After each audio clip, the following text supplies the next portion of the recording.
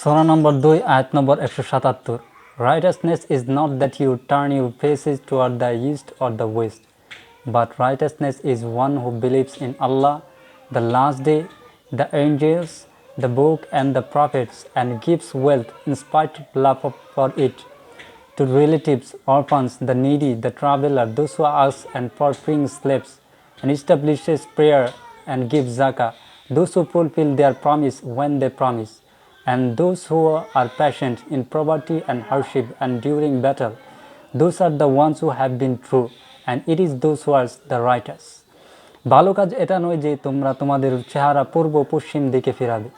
বরং ভালো কাজ হলো যে ঈমান আনে আল্লাহ, শেষ দিবস, ফেরেশতাগণ, কিতাব ও নবীগণের প্রতি, এবং যে সম্পদ প্রদান করে তার প্রতি আসক্তি সত্ত্বেও নিকটাত্মীয়গণকে, ইয়াতিম, অসহায়, মুসাফির ও প্রার্থনাকারীকে এবং বন্দী মুক্তিতে, এবং যে সালাত কায়েম করে, জাকাত দেয় এবং যারা অঙ্গীকার করে তা পূর্ণ করে, যারা ধৈর্য ধারণ করে কষ্ট ও দুর্দশায় ও যুদ্ধের সময়ে, তারাই সত্যবাদী এবং তারাই মুত্তাকি।